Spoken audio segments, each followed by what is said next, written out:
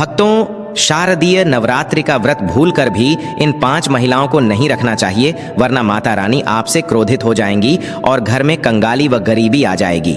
इस वीडियो में आपको पूरी जानकारी दूंगा, इसलिए इसे अंत तक ध्यान से देखें।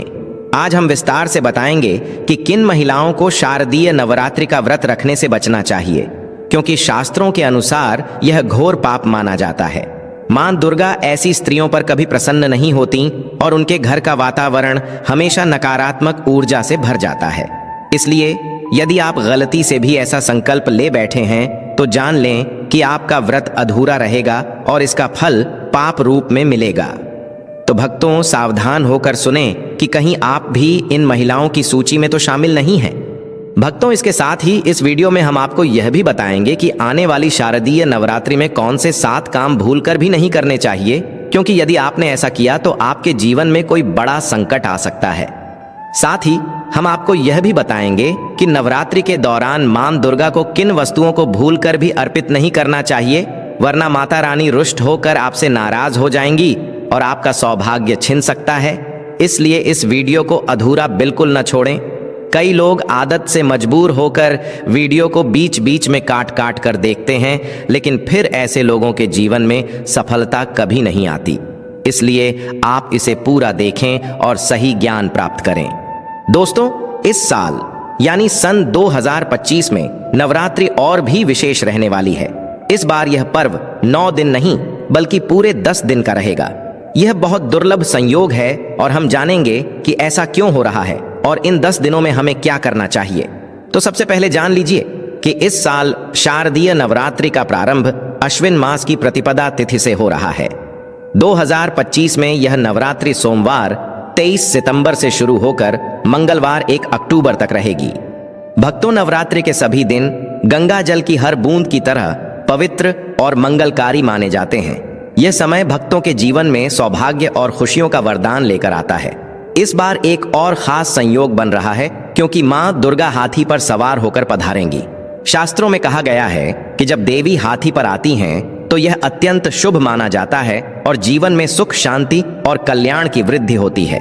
हालांकि इसे आंशिक महामारी का संकेत भी बताया गया है, लेकिन कुल मिलाकर यह समय भक्तों के लिए बहुत फलदायी रहेगा। भक्तों, अब बात करते हैं घट स्थापना की। इस बार घट स्थापना उत्तरा फाल्गुनी और हस्त नक्षत्र के महासंयोग में होगी। घट स्थापना का शुभ मुहूर्त सोमवार 22 सितंबर को प्रातः 6:09 से लेकर 8:01 तक रहेगा। यदि आप इस समय पर कलश की स्थापना कर लें तो यह अत्यंत शुभ होगा। इसके अलावा यदि आप प्रातःकाल इस समय पर नहीं कर पाए तो दोपहर में 11:42 से लेकर 12:28 तक का समय भी घट स्थापना के लिए उत्तम रहेगा।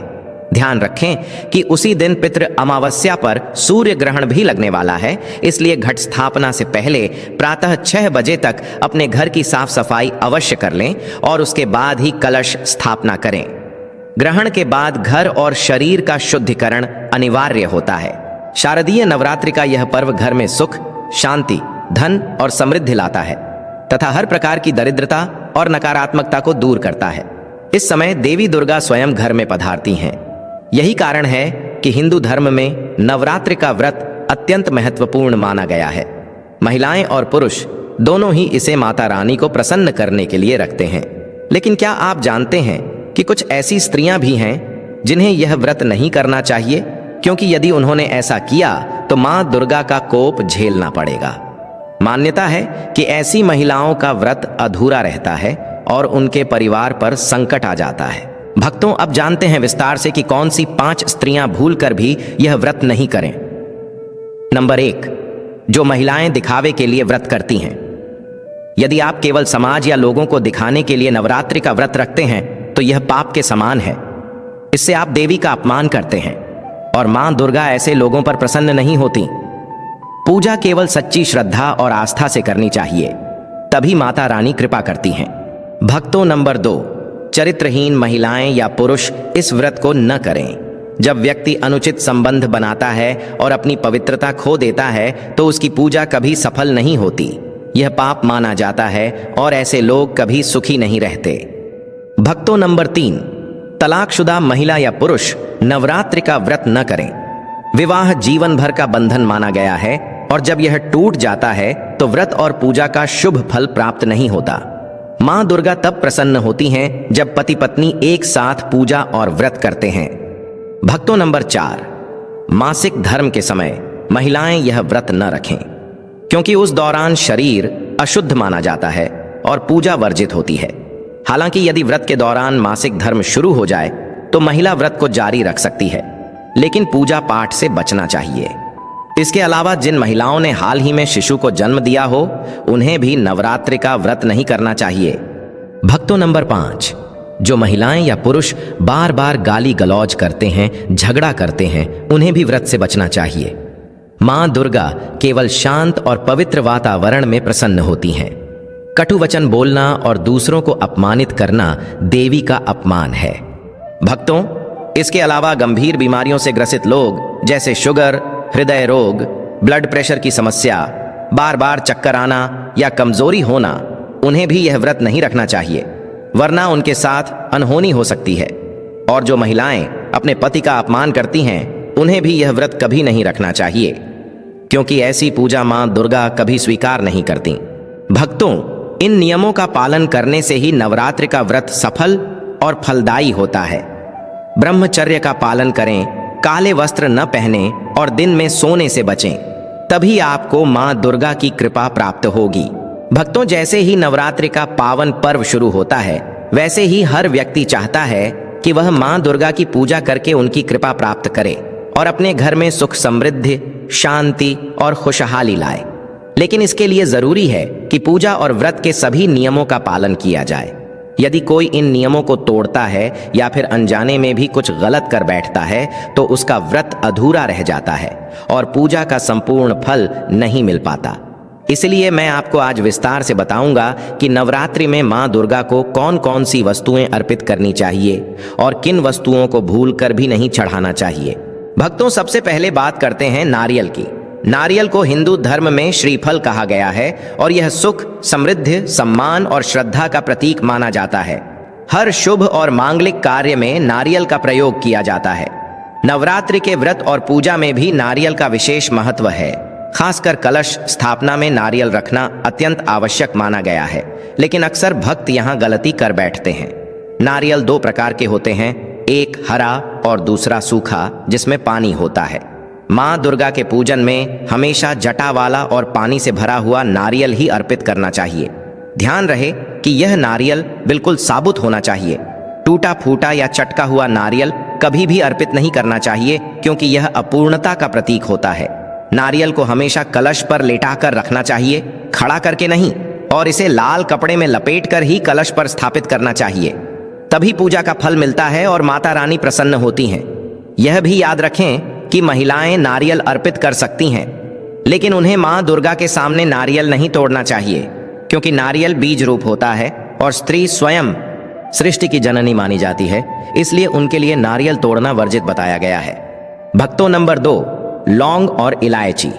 बहुत से लोग नवरात्रि में मां दुर्गा को केवल लौंग ही अर्पित कर देते हैं, लेकिन यह अधूरा माना जाता है।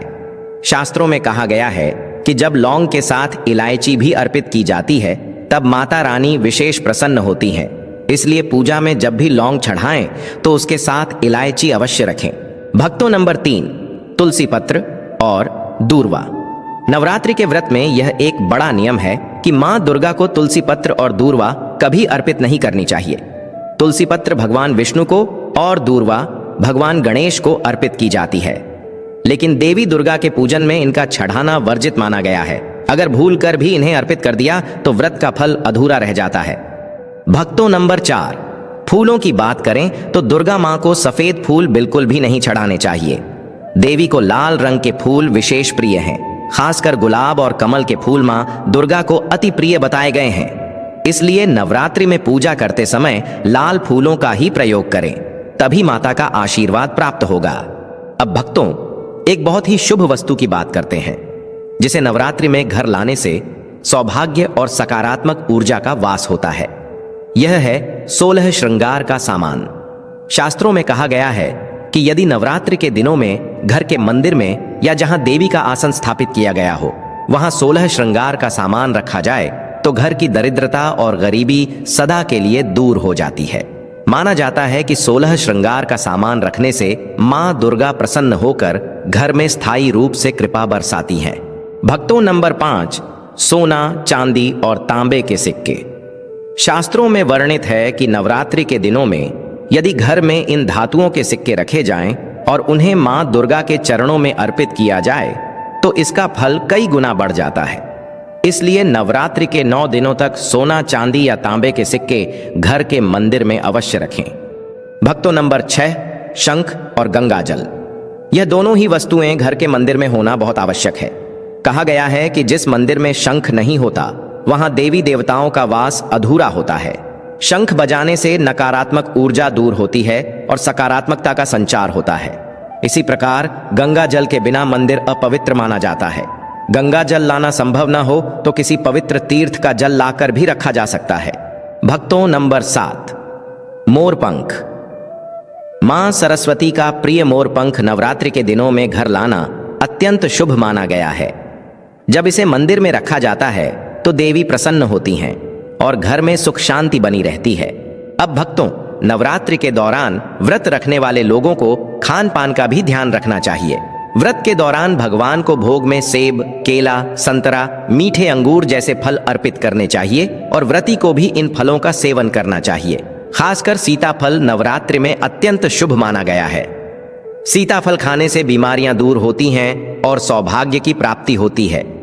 यह फल माता सीता और भगवान राम का आशीर्वाद समेटे हुए माना जाता है, इसलिए नवरात्रि में इसका सेवन अवश्य करें। भक्तों, नवरात्रि के 9 दिन पूरी तरह मां दुर्गा को समर्पित होते हैं और हर दिन मां के अलग अलग स्वरूप की पूजा होती है। इन स्वरूपों के अनुसार अलग अलग भोग अर्पित किए जाते हैं। इससे व्रत का फल कई गुना बढ़ जाता है। लेकिन यह भी जान लें कि नवरात्रि में कुछ ऐसी वस्तुएं भी हैं जिन्हें भूलकर भी देवी को अर्पित नहीं करना चाहिए, वरना पूजा अधूरी रह जाती है और माता रानी की कृपा से वंचित होना पड़ता है। सबसे पहली बात, नवरात्रि में महिलाओं को सफेद या काले वस्त्र पहनकर पूजा नहीं करनी चाहिए। ये रंग शोक और नकारात्मकता के प्रतीक माने गए हैं। इसके अलावा मां की चौकी लगाते समय उसके नीचे कभी कागज न बिछाएं। चौकी के नीचे सदैव लाल कपड़ा बिछाकर ही आसन स्थापित करना चाहिए, तभी माता रानी का आशीर्वाद प्राप्त होगा। भक्तों, नवरात्रों के 9 दिनों में व्रतधारी को अपना आसन हमेशा माता की चौकी के आगे ही लगाना चाहिए, ताकि ध्यान और भक्ति एकाग्र बनी रहे और पूजा की विधि में कोई कमी ना आए। यदि माता की चौकी पर ज्वारे बोए गए हों तो उन्हें कभी भी अकेला न छोड़ें, क्योंकि ऐसा करना अशुभ माना जाता है और इससे माता रानी अप्रसन्न हो सकती हैं। इसलिए ज्वारों की नियमित देखभाल, समय पर सिंचाई और दीपक की लौ पर निगाह रखना आवश्यक है। नवरात्रि शुरू होने से पहले घर के मंदिर की पूरी तरह सफाई कर लें, धूल मिट्टी हटाएं, आसन धोकर सुखाएं और अगर मंदिर में पुरानी सूखी मालाएं, खंडित या टूटी मूर्तियां, खाली अगरबत्ती डिब्बियां या बुझी हुई दीपक की रुई पड़ी हो तो उन्हें अवश्य बाहर निकाल दें। जो मूर्तियां चटक गई हों या जिनमें दरार हो उन्हें सम्मान पूर्वक किसी पवित्र नदी में प्रवाहित करना ही उचित माना गया है, ताकि घर में अपूर्णता का संकेत न रहे और पूजा का स्थान पूर्ण पवित्र बना रहे। छोटे बच्चों को नवरात्रि का व्रत रखने के लिए मजबूर न करें, क्योंकि इस व्रत में शरीर को पर्याप्त शक्ति और संयम की आवश्यकता पड़ती है और कम आयु में कठोर उपवास उनके स्वास्थ्य पर प्रतिकूल प्रभाव डाल सकता है। इन पवित्र दिनों में घर को हर समय साफ सुथरा रखना, रसोई और मंदिर में स्वच्छता बनाए रखना और मन को भी स्वच्छ रखने के लिए क्रोध, ईर्ष्या और कटु वचन से दूर रहना आवश्यक है। ब्रह्मचर्य का पालन करना चाहिए और इन दिनों में स्त्री पुरुष को शारीरिक संबंध बनाने से बचना चाहिए, क्योंकि शास्त्रीय दृष्टि से यह समय साधना, उपासना और आत्म संयम का होता है। प्याज, लहसुन, मांस, मदिरा और अंडे जैसे तामसिक पदार्थों का सेवन बिल्कुल न करें, क्योंकि ये पदार्थ व्रत को खंडित करते हैं और साधना की पवित्रता को प्रभावित करते हैं। बहुत से लोग ऊपर बताए गए नियमों का पालन तो करते हैं, पर एक बड़ी गलती यह कर बैठते हैं कि वे घर में अपवित्र और तामसिक वस्तुएं रखे रहते हैं, जबकि मान्यता है कि नवरात्रि के सारे दिनों में माता रानी भक्त के घर में वास करती हैं और ऐसे में घर का प्रत्येक कोना शुद्ध और सात्विक होना चाहिए। यदि आप सच में चाहते हैं कि माता रानी आपके घर में प्रतिष्ठित होकर कृपा बरसाएं, तो नवरात्रि शुरू होने से पहले ही प्याज, लहसुन, मांस और मदिरा जैसी वस्तुओं को घर से बाहर कर दें। रसोई और भोजन स्थल को धुलवाकर स्वच्छ बना दें और मंदिर में सुगंधित धूप दीप के साथ सात्विक भोग लगाने की व्यवस्था कर लें।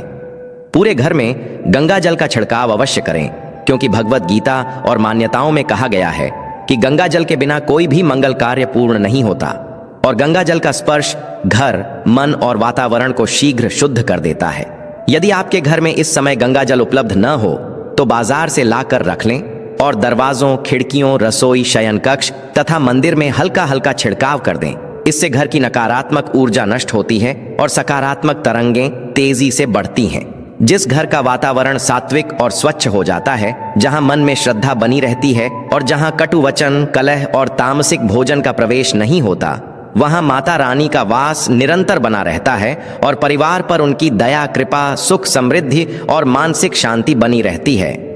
दोस्तों, यदि आपको यह वीडियो अच्छा लगा हो तो वीडियो को लाइक कर दीजिए, अपने प्रियजनों और ग्रुप में शेयर कर दीजिए ताकि अधिक लोग सही जानकारी पाकर लाभ उठा सकें। और चैनल को सब्सक्राइब करके घंटी का संकेत अवश्य दबाइए ताकि अगला नॉलेज वीडियो सबसे पहले आपके पास पहुंचे। आपकी एक छोटी सी सहभागिता हमारे उत्साह को बढ़ाती है और मां की महिमा अधिक लोगों तक पहुंचती है। इसलिए कमेंट बॉक्स में श्रद्धा से जय मां लक्ष्मी लिखना न भूलें और बताएं कि आप नवरात्रि में कौन सा सात्विक प्रसाद बनाते हैं। दोस्तों, मिलते हैं अगले वीडियो में। तब तक के लिए धन्यवाद और माता रानी आप सभी पर अपनी कृपा बनाए रखें।